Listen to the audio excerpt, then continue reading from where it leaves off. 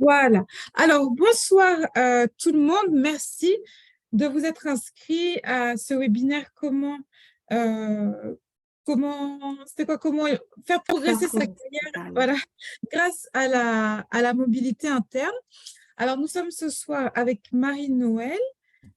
Marie-Noël, donc c'est une ancienne des bootcamps. Les bootcamps, c'est dans ce cadre-là qu'on organise les formations. Les bootcamps, c'est quoi? C'est une formation chrétienne pour les personnes qui cherchent de l'emploi ou les personnes qui veulent évoluer dans leur carrière. Et voilà, Marie-Noël a participé à cette formation et voilà, elle a pu se réorienter dans le domaine des ressources humaines. Et donc, désormais, en fait, elle est cadre RH dans le domaine du luxe, dans le secteur du luxe, qui était son secteur d'origine. Donc, elle a déjà travaillé dans des prestigieuses maisons de couture françaises. Et donc, elle vient nous partager ce soir son expérience. Donc voilà, donc, comment on peut utiliser la mobilité interne pour faire progresser sa carrière. Donc, la mobilité interne, c'est vous évoluer au sein du même groupe ou au sein de la même entreprise. Peut-être vous allez dans une filiale dans un autre pays ou dans une autre ville, etc., ou dans un autre service. Voilà, ça, Marie-Noël va nous l'expliquer plus en détail. Et juste un aparté pour les d'autres personnes qui ont pu participer au bootcamp métier de destinée qui vont peut-être suivre cette vidéo en replay, surtout si vous avez une expertise à nous faire partager dans le domaine donc, de la carrière ou dans le domaine de l'entrepreneuriat. N'hésitez pas à me contacter et on pourra organiser un webinaire comme celui qu'on organise ce soir avec Marie-Noël. Voilà. Donc sur ce, Marie-Noël, à toi la parole. D'accord. Bon, alors, je vais juste faire le partage d'écran si c'est toujours possible. Parfait. Alors déjà, tout d'abord, merci de vous être rendu disponible pour qu'on puisse échanger à ce sujet, parce que c'est très important. Aujourd'hui, on a on a très envie parfois de nouveautés et on ne pense pas forcément à la mobilité en interne. Donc, pour me présenter déjà en quelques mots, Rosemary l'a déjà fait. Je suis Marie-Noël et donc pour ceux qui vont suivre le webinaire, en tout cas en replay, et ceux qui sont présents et qui suivent aujourd'hui le bootcamp métier de destinée, j'en ai fait partie et ça a été vraiment salvateur pour moi. Donc voilà, je peux tout à fait comprendre, en tout cas pour ceux qui suivent le bootcamp actuel, un petit peu ce que vous vivez et en tout cas, Dieu fera de grandes choses. En tout cas, je vous le souhaite. Alors aujourd'hui, voilà, je voulais en tout cas déjà savoir, pour la plupart d'entre vous, si vous avez déjà songé à la mobilité en interne. Parce qu'effectivement, par ces temps qui sont plus ou moins difficiles, il est beaucoup plus judicieux vraiment de faire appel à la mobilité en interne. Et trop souvent, aujourd'hui, les salariés qui sont en poste ignorent ces pistes qui peuvent leur éviter d'avoir à quitter leur entreprise et qui se mettent parfois en danger en passant par la case chômage. D'accord ? Et donc, voilà, j'ai oublié aussi de vous dire au passage, comme le disait aussi Rosemary, aujourd'hui j'évolue dans les ressources humaines, où je suis en tout cas Talent Acquisition Manager, et j'évolue au sein d'une maison de luxe. Et aujourd'hui, j'accompagne en tout cas les collaborateurs dans leur désir aussi parfois d'évoluer ou de changer de poste. Et donc aujourd'hui, c'est pourquoi je partage avec vous ce sujet qui me tient à cœur et qui aujourd'hui fait partie de mon arc et des compétences que j'ai pu en tout cas développer. Donc aujourd'hui, qu'est-ce que la mobilité interne? Souvent, on ne sait pas toujours à quoi ça fait référence, mais la mobilité interne, en fait, elle revêt trois caractères, en fait. C'est vraiment pouvoir changer de poste ou évoluer dans ses fonctions en tant que salarié au sein d'une entreprise, au sein d'une filiale, au sein d'un groupe. Et aujourd'hui, on va avoir trois couleurs dans cette mobilité en interne. La mobilité qui est vraiment naturelle, qui s'appelle vraiment la mobilité liée à l'évolution ou encore verticale dans le jargon plus RH et qui consiste vraiment à obtenir tout simplement une promotion. Par exemple, Jean-Paul a été comptable et au bout de 3 ans a eu une promotion et est passé responsable de son département comptabilité. Voilà vraiment un exemple type de mobilité liée à l'évolution et liée vraiment au métier. Vous allez avoir aussi un deuxième type de mobilité auquel on ne pense pas toujours et ça touche vraiment aux personnes qui ont envie de changer de métier, qui ont envie peut-être de faire une reconversion ou qui sont attirées vers d'autres métiers avec lesquels ils sont amenés à travailler au quotidien. Et donc, on appelle ces mobilités des mobilités fonctionnelles ou horizontales qui consistent vraiment à changer de poste dans un service qui est différent et qui touche parfois à des services avec lesquels vous êtes amené à travailler. Un exemple type, j'ai Jean-Paul qui est comptable et qui dans son métier, est amené à travailler avec le service paie. Et aujourd'hui, il a envie d'être gestionnaire paie, tout simplement. Et donc, aujourd'hui, c'est ça, en fait, de pouvoir changer de métier. D'accord, en interne dans la société, enfin dans la société actuelle que vous avez. Et on a aussi la mobilité géographique qui peut être que ce soit en France, au sein d'une filiale, au sein d'un groupe à l'international. Bref, vous avez vraiment 3 caractéristiques de la mobilité auxquelles on ne pense pas toujours et pourtant ça a vraiment de véritables avantages pour vous, puisque tout simplement, on l'ignore, mais aujourd'hui, il y a plus de 40% des salariés qui ont été interrogés l'année dernière et qui ignoraient cette passerelle qui est vraiment une passerelle qui est utile pour vous pour pouvoir évoluer, grandir sans avoir à vous mettre en danger. Et 19% en fait des personnes interrogées se disaient si je le savais, tout simplement j'aurais utilisé, enfin les 19% pardon, des salariés qu'on a interrogés l'année dernière sur un an ont dit qu'ils utilisaient la mobilité interne contre 41% qui ignoraient ce biais-là et qui privilégiaient tout simplement de sortir de l'entreprise. Ce qui est vraiment dommage parce que sur 60% de ces, en tout cas, salariés l'année dernière qui ont été interrogés, ils auraient aimé avoir cette information-là, vous voyez. Et ce serait dommage parfois de quitter son entreprise parce que vous avez énormément d'avantages. Le premier avantage pour vous, c'est vraiment d'agir directement sur le marché caché. Vous ne le savez pas toujours, mais vous avez directement accès à la source sur des postes qui ne sont pas encore disponibles et qui vous permettent tout simplement de pouvoir vous positionner. D'accord ? Avant même que les équipes RH émettent les offres en ligne, vous avez accès à ces emplois. Donc ça, c'est quand même non négligeable. De plus, il faut savoir qu'en France, et aussi à l'étranger, de plus en plus, les accords et les conventions collectives imposent aux entreprises de tout simplement émettre en avant-première auprès de leurs salariés dans l'intranet les offres à pourvoir, avant de pouvoir les émettre à l'externe, c'est-à-dire en ligne sur des sites emploi. Donc, c'est quelque chose que vous ne devez pas oublier. Et surtout aussi, les avantages que vous avez, c'est déjà, premièrement, vous maintenez vos droits, vous maintenez votre ancienneté dans la société, vous n'avez pas de période d'essai qui peut vous mettre en danger, vous avez juste une période d'observation. Et si ce n'est pas concluant, vous retrouvez vos fonctions, d'accord ? Et enfin, en plus de cela, vous revêtissez un caractère précieux aux yeux de l'entreprise parce que vous êtes un maillon clé de par votre expertise que vous allez développer dans différents départements de l'entreprise. Donc, c'est vraiment quelque chose qu'il ne faut pas négliger aujourd'hui. Donc aujourd'hui, comment s'y prendre de manière concrète pour activer ces leviers où vous pouvez évoluer rapidement parfois et même changer de métier? Déjà, premièrement, c'est faire l'état des lieux. Aujourd'hui, qu'est-ce que vous voulez? Qu'est-ce que vous recherchez?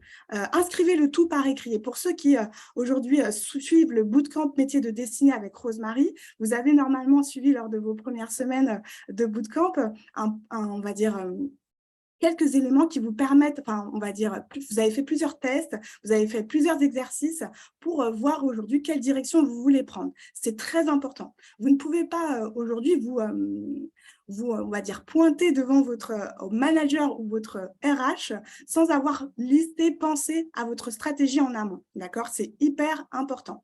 Et surtout, c'est important de vous demander, est-ce que c'est un état professionnel passager? Par exemple, Jean-Paul est comptable, il a une forte période d'activité, il en a marre, il veut changer de métier, mais dans quelques mois, il va se dire, finalement, je suis bien à ma place. Est-ce que c'est un état professionnel qui est passager ou c'est un réel désir d'évolution, d'accord, de promotion ou de changer de métier? Vous devez vous poser ces questions.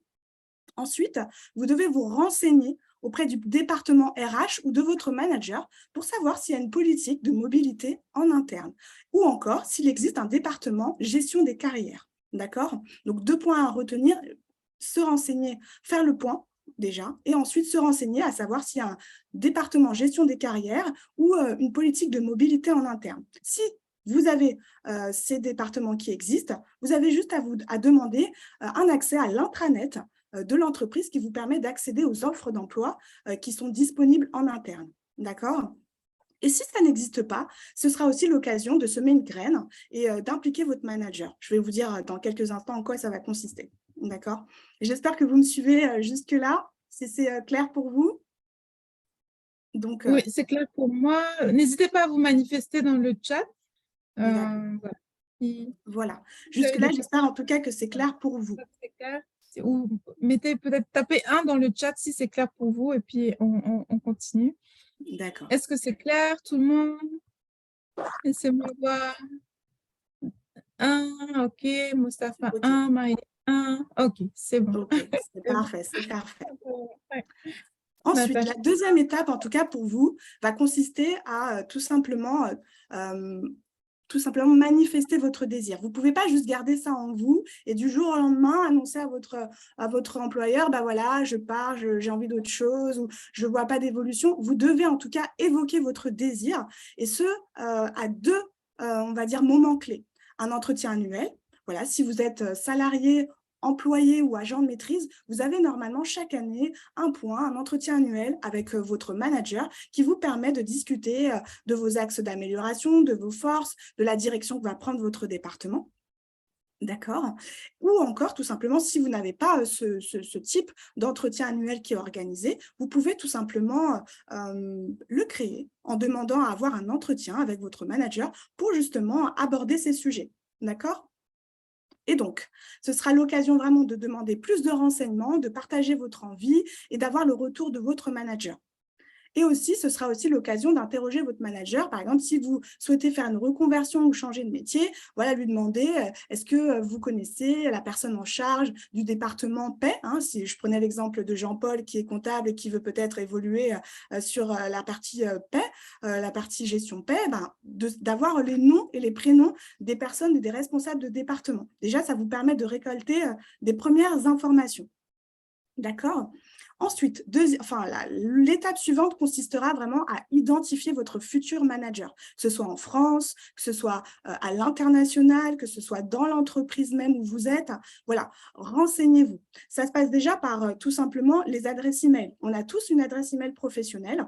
Normalement, vous êtes capable sur Outlook de pouvoir visualiser les hiérarchies qui existent et de voir tout simplement l'organigramme. Donc, en fonction des départements que vous visez, vous allez pouvoir voir, que ce soit en France ou à l'étranger, qui est responsable de tel département, qui est à la tête peut-être de tel service, de vous constituer déjà, on va dire, le vivier des personnes à cibler. Et ensuite, de les approcher directement sur les réseaux professionnels, notamment LinkedIn, puisque vous êtes dans le groupe, vous êtes dans l'entreprise, ce sera beaucoup plus simple. Donc déjà, vous les approchez avec une invitation sur les réseaux professionnels, sans avoir à avancer vos motivations dans un premier temps, juste déjà commencer à étoffer votre vivier, d'accord, votre vivier et votre champ de contact, d'accord.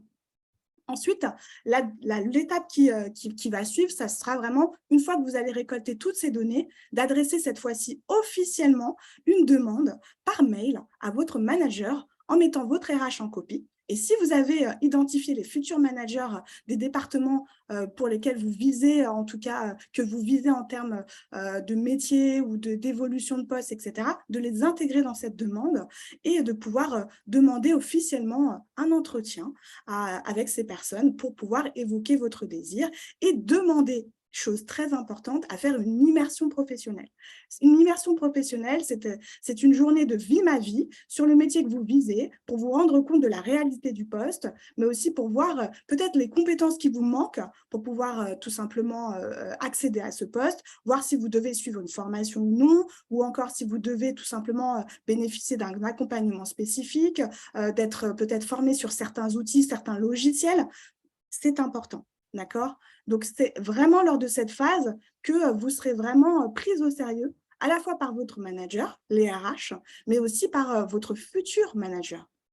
Si vous avez besoin d'une formation, c'est là qu'il faudra aussi tout simplement vous renseigner davantage sur les modalités que vous pouvez enclencher pour pouvoir faire un VAE, une formation spécifique, tout simplement voir aussi quels sont les financements possibles. Voilà, tous ces éléments-là, en fait, vont vous permettre de préparer cet entretien managérial que vous aurez ensuite au préalable avec le RH pour avoir un entretien de mobilité, d'accord? Et cet entretien de mobilité vous permettra d'exposer votre expérience, vos forces, vos atouts, mais également voir les formations que vous devez activer pour réussir pleinement votre mobilité, votre évolution ou votre changement de poste.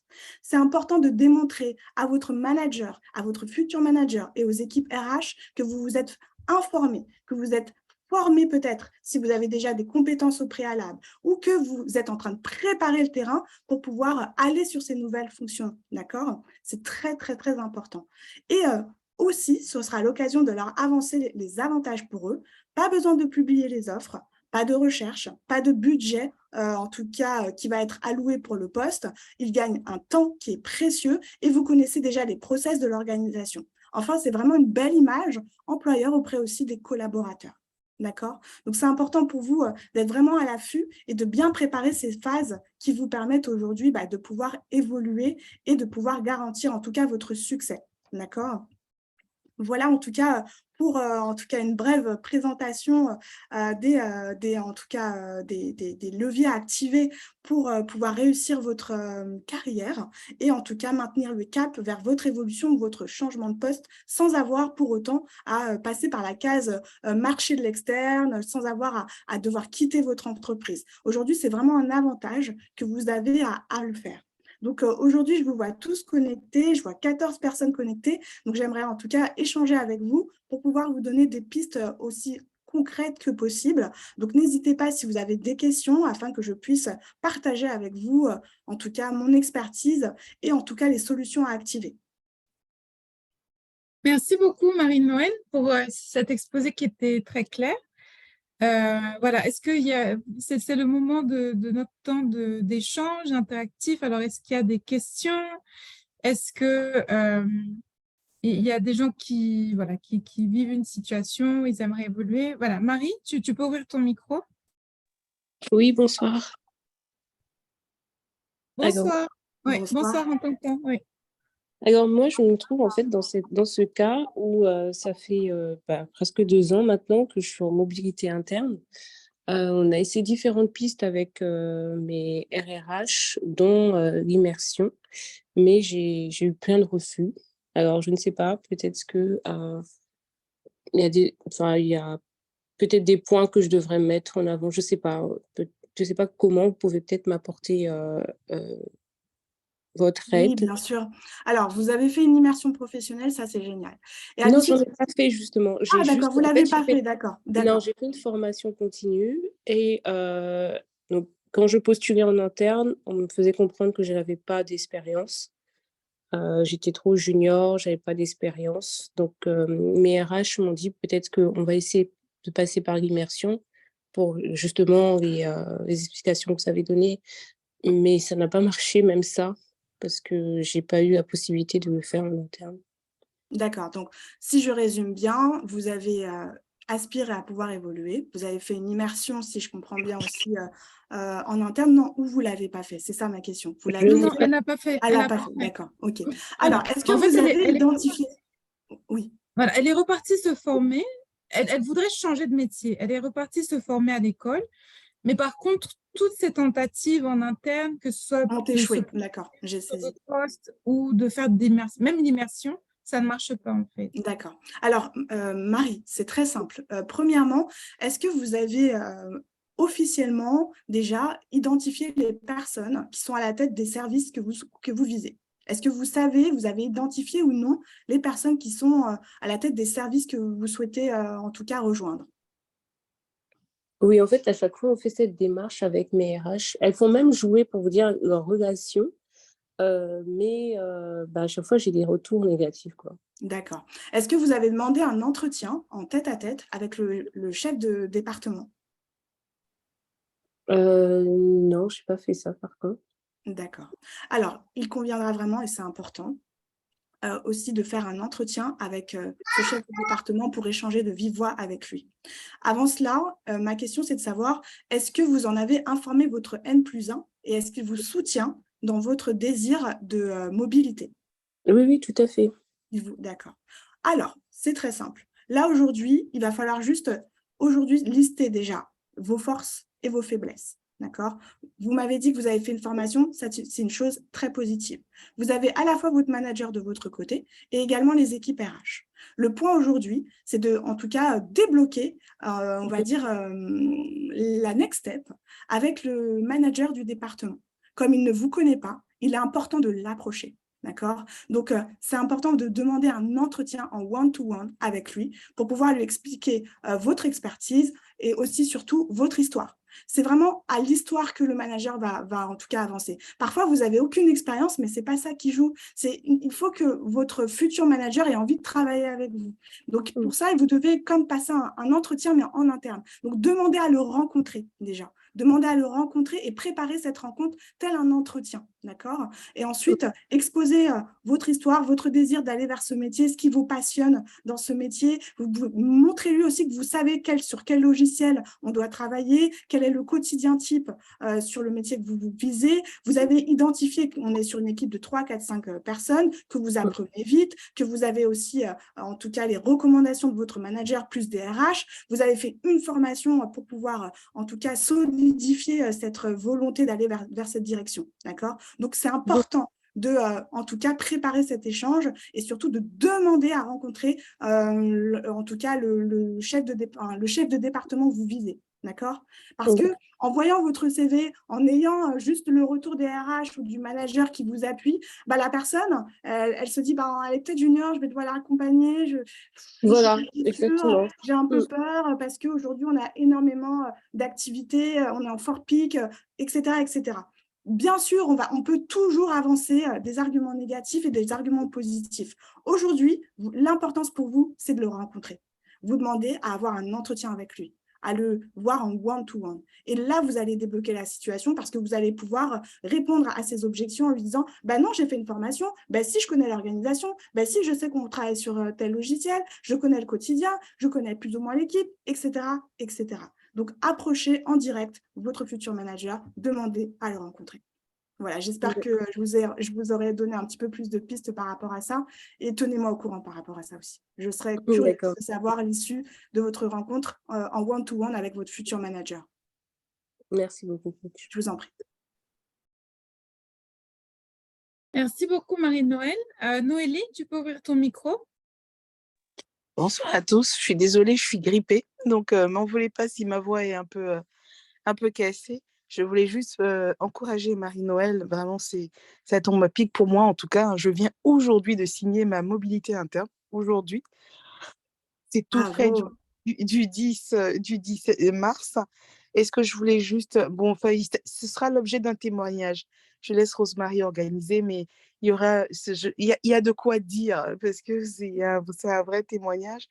Je voulais juste dire que pour moi, la mobilité interne commence dès le jour où tu signes un poste, parce que finalement, la manière dont tu travailles, la manière dont tu gères les relations avec des directions autres que la tienne, avec des services autres que le tien, ça parle de toi, c'est ta marque de fabrique et ça donne envie aux gens de bosser encore avec toi sur d'autres sujets ou dans d'autres univers. Ce que j'ai signé aujourd'hui, c'est des gens qui m'ont vu il y a 6 mois bosser, qui depuis 6 mois me regardaient bosser sur des problématiques et étaient intéressés sur mon approche des sujets. Et je pense que, et même pour aller rencontrer un manager d'une autre direction pour savoir ce qu'ils font, en général, c'est souvent parce que on l'a rencontré en fait dans le cadre de ses activités. C'est quelqu'un qu'on a rencontré de près ou de loin. On peut se permettre d'aller le côtoyer. Mais c'est aussi parce que quand on a bossé, on n'a pas bossé que pour soi ou que pour son manager.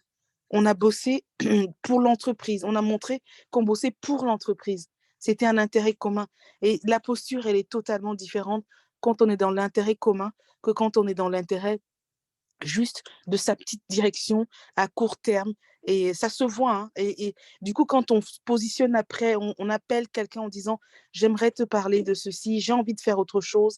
Est-ce que tu as des besoins? Je sais faire ça, ma zone d'excellence, c'est ça. » Et ainsi de suite. Ce n'est pas un entretien, tu fournis des services, intéressé ou pas intéressé. Et du coup, on est dans un échange win-win tout de suite. Et la personne sait qu'en face de lui, il a quelqu'un non seulement qui a de la valeur, mais qui sait qu'il a de la valeur. Et ça change tout hein, dans la posture. Je pense que pour moi, vraiment, le jour où je signe un CDI, c'est aussi, finalement, je signe aussi ma préparation pour le coup d'après. En fait, c'est juste ce que je voulais apporter, quoi. Bravo, bravo, bravo Noélie. Et comme Félicitations, Noélie. Ouais. félicitations, exactement. Et comme tu dis, Oui. Noélie, à tous ceux qui aspirent à la mobilité, you are your own ambassador. Qu'est-ce que ça veut dire? C'est que vous êtes vous-même votre marque de fabrique au sein de l'entreprise même. Comme Noélie l'a dit, même si vous êtes dans un département, vous devez impérativement étendre, on va dire, vos ramifications et par les réseaux professionnels simplement sur LinkedIn ou autre, déjà étendre votre champ d'influence. Donc, pour Marie aussi, essaye de te rapprocher des personnes qui composent le département. Demande-leur en ami sur les réseaux LinkedIn, sans avoir à déjà avancer ta demande. Juste étends ton réseau. Étends ton réseau. Et ensuite, tu verras, naturellement, il va y avoir aussi des échos positifs te concernant et les autres aussi vont aussi suivre le rythme en se disant, ben, on va lui donner la chance, moi, j'ai envie d'avancer avec elle, elle a cette zone d'expertise, etc. Donc, merci beaucoup, Noélie, je suis ravie.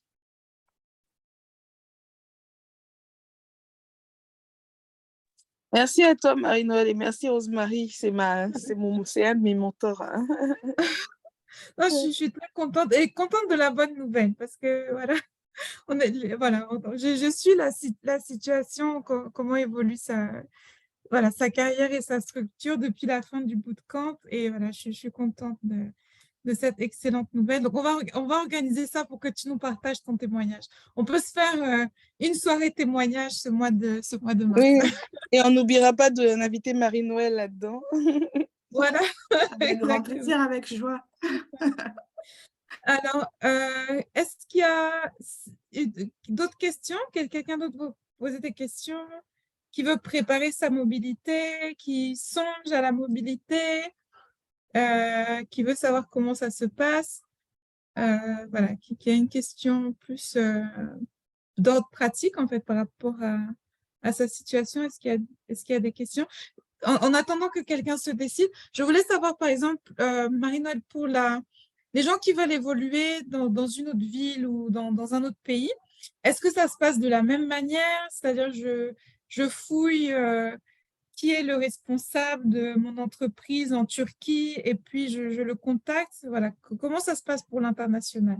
Alors, pour l'international, ce qui est vraiment intéressant, c'est que vous êtes sur les mêmes modes opératoires, mais à la différence, comme vous êtes à l'international, vous n'avez pas toujours accès en interne à peut-être l'arborescence, la hiérarchie qui est à la tête de tel ou tel département. Mais vous avez la chance d'être sur les réseaux LinkedIn, qui recensent l'entièreté des salariés, des collaborateurs qui composent les équipes.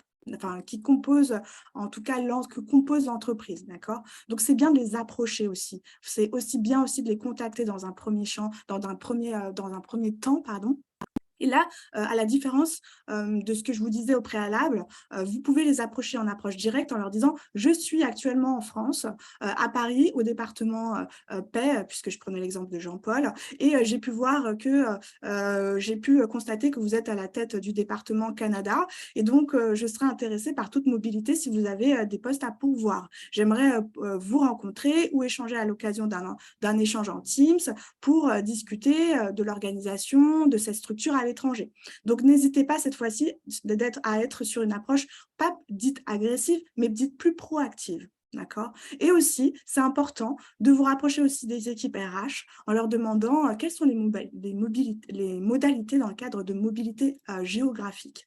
D'accord. Vous renseignez s'il y a un accompagnement, vous renseignez aussi s'il y a une politique, comme je vous le disais, de gestion de carrière, notamment à l'étranger pour les filiales à l'étranger. Et surtout, il y a beaucoup, si vous avez moins de 30 ans, parfois des VIE qui sont organisés ou autrement dit, des sessions de missions mobilité pour les collaborateurs vers l'étranger. Donc, c'est important de vous rapprocher du département RH, notamment sur la partie gestion des carrières.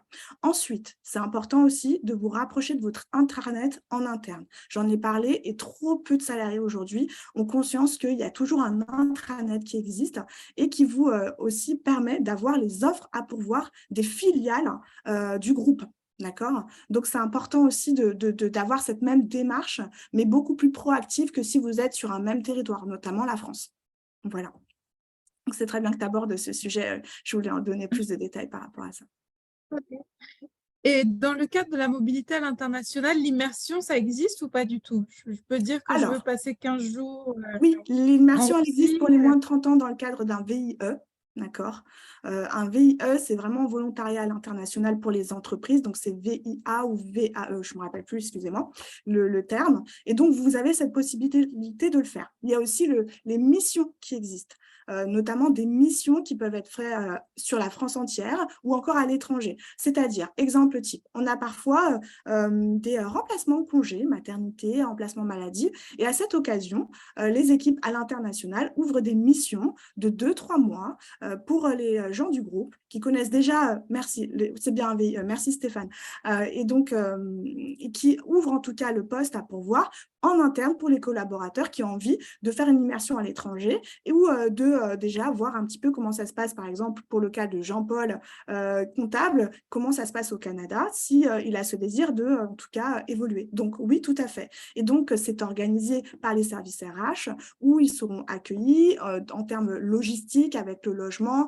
peut-être un salaire qui sera différent puisque vous allez signer un avenant qui prend en charge en partie cette mission. Donc oui, les missions existent aussi, les missions à l'international, dans le cadre de remplacement des équipes, dans le cadre de renforcer les équipes. Donc n'hésitez pas aussi à le soumettre aussi aux futurs managers que vous aurez repérés en leur disant effectivement, j'ai pu comprendre qu'il y a un département carrière et par conséquent, si des missions s'ouvraient dans le cadre de renforcement de vos activités ou d'un remplacement, je serais très intéressée pour effectuer une mobilité via une mission. Donc oui, tout à fait. D'accord, merci. Autre question, par exemple, mettons que je suis dans une entreprise sur un poste qui n'est pas ma formation, genre par exemple, je sais pas, je suis quoi? Je suis spécialiste en marketing, mais bon, par rapport au marché du travail, je me retrouve à travailler comme assistant administratif. Euh, Est-ce que du coup, c'est bien pour moi, mettons, d'essayer de repartir vers mon métier en interne? Est-ce que c'est facile? Voilà, genre, ou bien je serai enfermée dans le fait qu'on m'a recruté comme assistant administratif et ça sera difficile d'évoluer vers mon métier. Alors non, pas du tout, puisqu'effectivement, on a aussi le cas de mobilité qui se dit fonctionnelle, c'est-à-dire aujourd'hui, comme l'exemple que tu as pris, il y a une assistante administrative. À la base, elle faisait du marketing et elle veut retourner sur ses fonctions. Elle se retrouve peut-être avec un métier d'assistante administrative, elle veut bouger sur le métier. C'est totalement possible. Vous avez cette possibilité de vous positionner en interne en disant, voilà, aujourd'hui, j'ai accepté un poste en CDI en tant qu'assistante administrative en entrant chez telle boîte, dans votre boîte, mais aujourd'hui, voilà, j'ai une double compétence, j'en ai pas forcément parlé, mais j'aimerais revenir en marketing et je vois qu'il y a une offre à pourvoir en marketing. J'aimerais me positionner. C'est tout à fait possible. Vous pouvez évoluer tant horizontalement, c'est-à-dire de manière fonctionnelle sur différents postes, que verticalement, c'est-à-dire de promotion en promotion. C'est tout à fait possible. Et maintenant, est-ce que je suis mettons, je sais pas, je suis juriste, mais j'ai toujours rêvé de faire graphic designer, mais par contre, j'ai pas du tout de formation. Est-ce que c'est aussi possible? En fait, est-ce qu'il y a genre des facilités pour changer de métier, même sans formation, à partir du moment où on reste dans la même entreprise, ou bien je dois forcément passer par la case école? Alors, ce qui s'est passé là, par exemple, dans le groupe que j'ai rejoint, on a le cas de figure où c'était quelqu'un qui était dans le retail, qui a adoré le retail, mais à un moment donné avait envie d'aller sur un autre métier dont elle n'avait pas du tout les compétences ni la formation. Ce qui a été fait, c'est qu'elle a eu bénéficié d'un accompagnement, notamment d'un VAE, afin de pouvoir en tout cas avoir les compétences. Par exemple, là, l'exemple que tu as pris, c'est un métier de designer graphiste. Là, on est sur des compétences spécifiques. Forcément, il faudra faire une formation. Donc, ce qui a été fait avec les équipes RH, c'est on va encadrer cette mobilité au préalable, déjà, en mettant on va dire des jalons qui vont devoir être franchis step by step. Sur 2 ans, tu devras suivre une formation pour pouvoir gagner en compétences sur les fonctions de graphiste, d'accord? Ce poste qui est à pourvoir aujourd'hui, on le met en stand-by, c'est-à-dire qu'on ne va pas recruter quelqu'un en CDI, peut-être quelqu'un en CDD, en attendant que tu puisses être formé sur ce poste et ensuite intégrer tes fonctions. Voilà. Mais ça sous-entend cet accompagnement que déjà le manager soit OK, les RH soient OK et que la personne en charge du département soit OK pour faire un pari sur plusieurs années pour accepter un collaborateur qui n'a aucune expérience. Mais c'est tout à fait possible. On a le cas de figure dans les grands groupes. C'est quelque chose qui se fait facilement. Aujourd'hui, pour vous donner un exemple concret, je travaille dans une maison de luxe. On est sur des boutiques et des personnes qui travaillent dans le retail, d'accord, qui aujourd'hui, au bout de combien d'années d'expérience, n'ont plus envie d'être sur les métiers et les fonctions retail, c'est-à-dire vente, etc., et veulent aller sur des fonctions sièges. On les accompagne à l'occasion d'une formation, mais pendant ce laps de temps, ils sont toujours, par exemple, responsables de département ou responsables de magasin avant de pouvoir migrer au siège, d'accord? Ils doivent franchir chaque jalon, chaque étape via une formation. Donc oui, c'est tout à fait possible. Merci. Nanette, tu peux ouvrir ton micro? Oui, bonsoir tout le monde. Bonsoir Rosemary. Bonsoir Marie-Noël. Très belle présentation. Moi, ma question est la suivante. En ce qui concerne la mobilité en interne, est-ce qu'il faut attendre un certain nombre d'années en entreprise? Par exemple, est-ce qu'il faut faire 1 an, 2 ans, 3 ans avant de demander une mobilité en interne, ou si on fait 3 mois, 6 mois et qu'on veut demander une mobilité en interne, on peut le faire? Et l'autre question concerne comment est-ce que je peux expliquer cela? Est-ce que combien de mobilité en interne peut-on faire en entreprise? Est-ce que par exemple aujourd'hui j'ai tant d'années d'expérience en entreprise, je demande à faire une mobilité, 2 ou 3 mois après, je me rends compte que la demande que j'ai faite ne me convient pas. Est-ce que je peux changer et ainsi de suite, ou bien c'est limité dans le temps en fait? Merci. Merci pour cette question, Nanette. Très bonne question. Alors, je vais répondre à la première question qui consiste à savoir à partir de combien de temps on peut activer la mobilité. Alors, très simplement, forcément, qui dit mobilité dit que vous êtes déjà dans l'entreprise, que vous avez déjà fait vos marques, que votre manager vous connaît en termes professionnels, c'est-à-dire sur vos compétences, sur votre fidélité dans l'entreprise, sur la bonne connaissance des process de l'organisation. Donc, il vous faut au minimum déjà être au moins depuis 12 mois dans l'entreprise. Parce qu'on ne peut pas évaluer vos compétences au bout de 3 mois dans l'entreprise et dire j'ai envie de faire une mobilité. Forcément, les mobilités, elles sont en tout cas privilégiées pour les personnes qui ont déjà 1 à déjà 5 ans d'entreprise, d'accord, au sein de l'entreprise. Donc, un minimum de 12 mois. Vous ne pourrez pas bénéficier d'une mobilité au bout de 3 mois au sein de l'enseigne. Enfin, c'est sûr que généralement, ce n'est pas quelque chose qu'on préconise parce que si vous bougez déjà de votre département, ça sous-entend que vous n'êtes pas forcément stable et que peut-être que vous aviez en tout cas en tête quelque chose que vous n'aviez pas communiqué au début de vos échanges lors de l'entretien préalable à l'embauche. Et donc, au bout de 3 mois, aspirer à une mobilité, c'est beaucoup trop tôt. D'accord? Il faut avoir déjà été au sein de l'enseigne, de la marque ou de l'entreprise au moins depuis 12 mois, qui témoigne d'une certaine bonne connaissance du métier que vous occupez et aussi d'une certaine bonne connaissance de l'entreprise, de sa culture et de son organisation. Ensuite, pour la deuxième question, à savoir, voilà, vous avez fait une mobilité, ça s'est avéré super, vous l'avez obtenu, mais finalement, ça ne vous convient pas.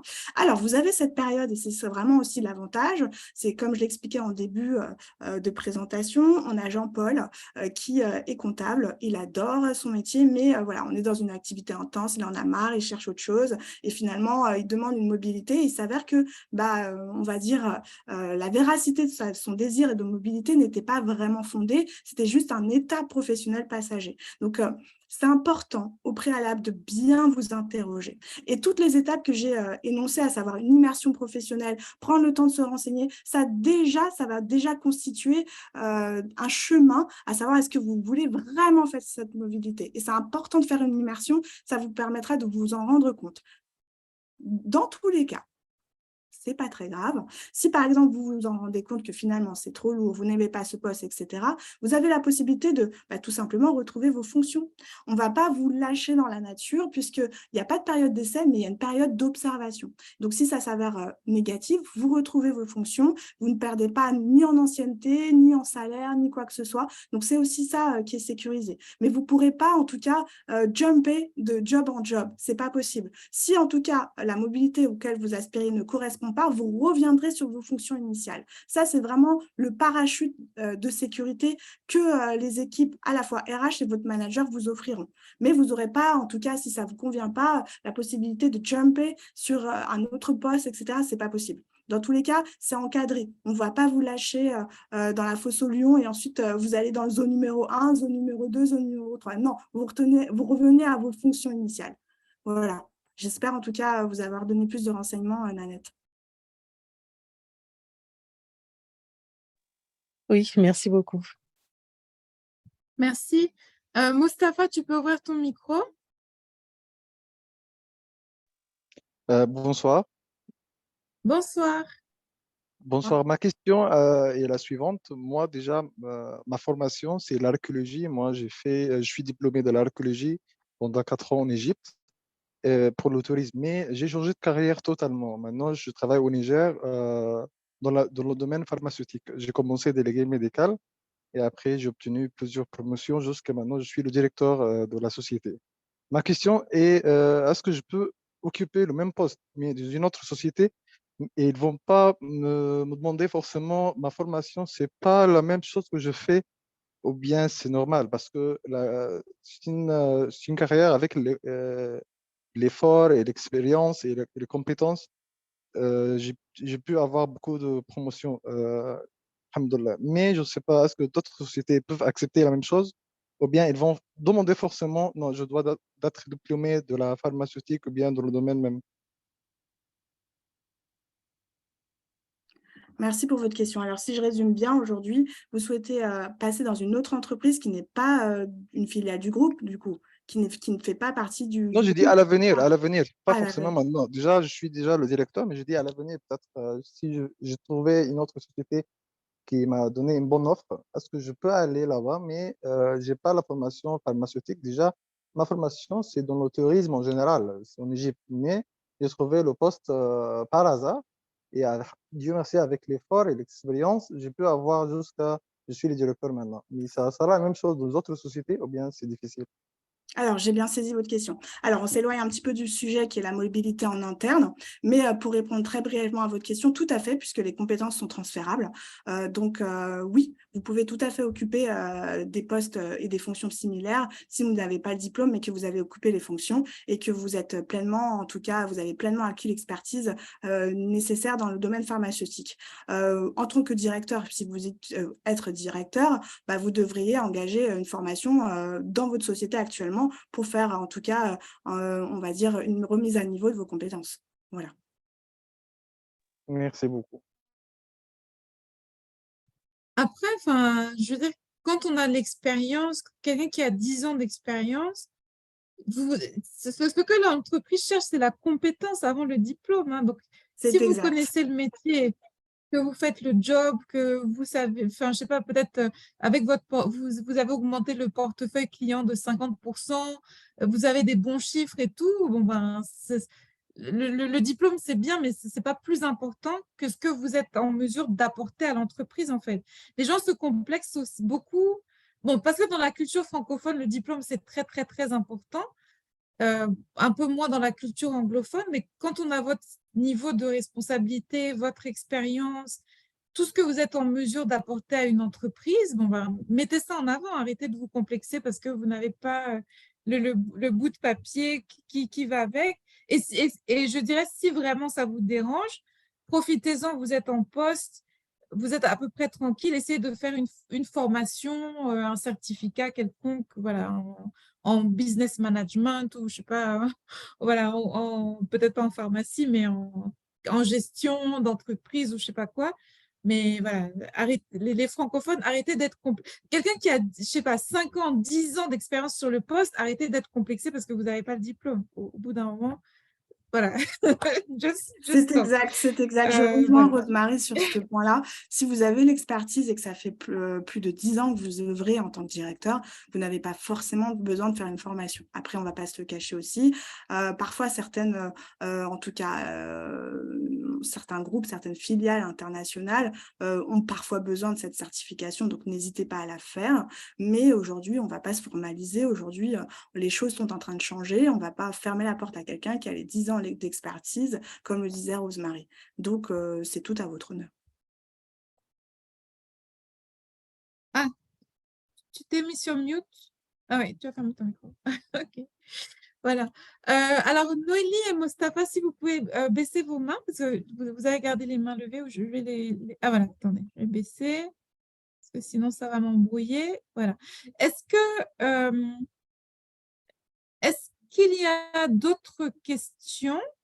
On approche tranquillement de 21h. Je ne sais pas s'il y a quelqu'un qui a une autre question par rapport à sa situation, par rapport à ce qu'il envisage de faire.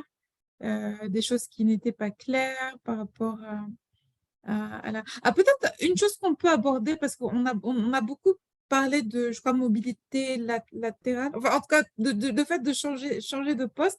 Est-ce que tu peux nous dire 2-3 choses sur la mobilité verticale? Voilà, je veux passer manager, je veux une promotion, voilà, comment ça se passe? Alors oui, alors faisons un focus effectivement sur les promotions.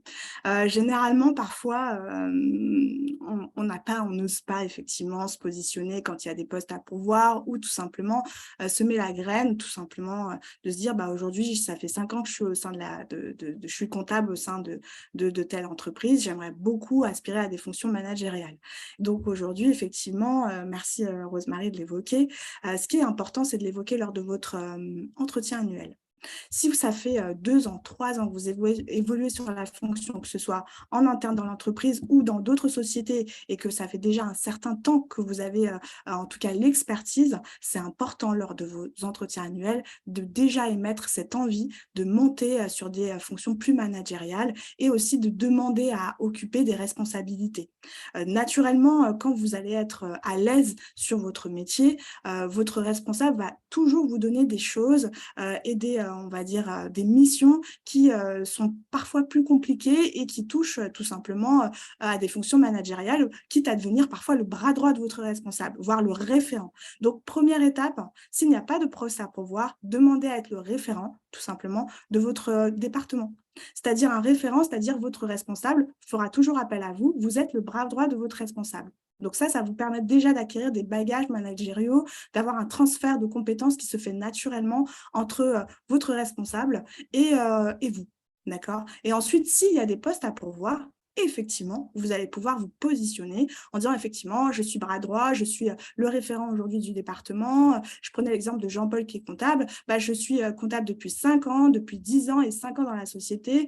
Ça fait 2-3 ans que je suis le référent de mon département. Je suis le bras droit de mon manager. Aujourd'hui, c'est naturellement que vous allez pouvoir aspirer à cette évolution et qu'on va vous la proposer naturellement. Pourquoi? Parce qu'au préalable, vous l'aurez déjà, en tout cas, témoigné lors de votre entretien annuel ou un entretien que vous aurez vous-même sollicité. Vous avez activé de manière proactive cette envie en demandant à être référent ou à avoir plus de responsabilités. Donc, naturellement, vous allez être promu.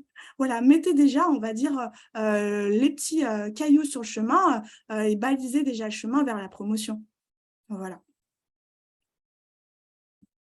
Alors, est-ce qu'il y a des questions par rapport à la promotion? Est-ce qu'il y a des gens qui visent un poste plus élevé, qui ne savent peut-être pas comment s'y prendre?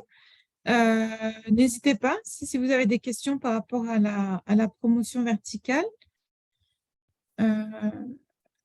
Des compléments d'information quelqu'un? Larissa, Saint-Tige, Marie, Marilyn, Mélina, Mustapha, Nanette, Noélie, Queen Mimi, Stéphane. Des Vous questions? êtes nombreux hein, ce soir. Voilà. Pas de questions sur la promotion? Personne ne veut devenir manager de son unité, son équipe, etc. Ah voilà, vas-y Noélie. Oui. Moi, sur l'histoire de la promotion, moi, j'ai eu cette difficulté-là aussi, c'est que moi, j'ai managé des alternants, des CDD. Et au moment de justement de faire des choix, j'avais une proposition en tant que manager de proximité, manager d'expertise, et une autre proposition pour aller être chef de cabinet. Et c'est marrant parce que mon boss était plus convaincu que j'allais pouvoir refaire le même métier que j'ai fait, donc chef de cabinet, plutôt que de devenir manager, même si j'ai managé des alternants, des CDD. Selon lui, c'est pas la même chose que de manager des CDI. Et ce qui était ressorti aussi, c'est de dire que je suis trop gentille avec les collaborateurs et que je ne sais pas passer des mauvais messages. Donc, c'est vrai que souvent, le fait d'avoir,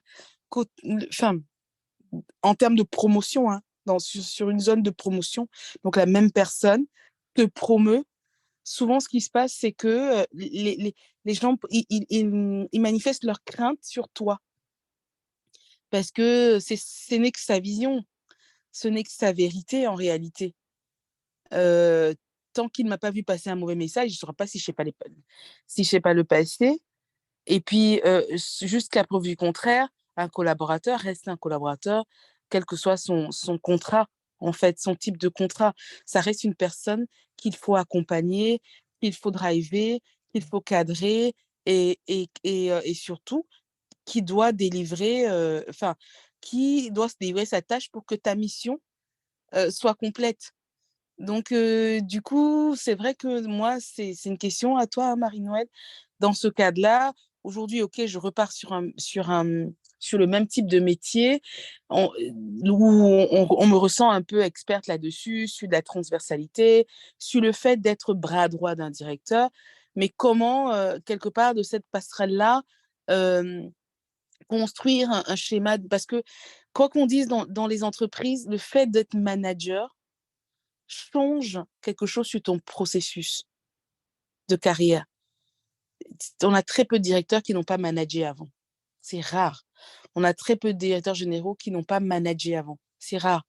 De toute façon, c'est une corde qu'il faut toujours prendre à côté parce que sinon, tu as beaucoup de communication où tu passes à côté parce que tu n'es pas manager ou tu n'es pas directeur. Et c'est pourtant des commissions, pour moi, dans mon métier de chief of staff, c'est pourtant des communications qui sont importantes. Mais on te transfère à chaque fois parce que tu n'es pas manager. Voilà, c'était un peu ma question, elle est un peu longue, désolée. On va la résumer, c'est pas grave, Noélie. Donc oui, j'ai bien compris aujourd'hui, comme tu étais vraiment sur le management d'une population dite plus junior, ton manager, si j'ai bien compris, si j'ai bien saisi, te visualisait pas sur une gestion et un cadrage d'équipe de type CDI. Sauf que toi, comment articuler ton argumentaire quand c'est comme ça? C'est tout simplement en avançant que les compétences managériales que tu as développées auprès d'une jeune population ne t'empêchent pas de le transférer sur une population dite titulaire. Et aujourd'hui, un manager qui va manager des équipes juniors ou des équipes avec des objectifs, forcément, je comprends aussi le manager, c'est pas la même chose. Mais toujours est-il que tu suis le même cahier des charges. Donc, en quoi ça t'empêche de pouvoir, en tout cas, gérer ce type de population.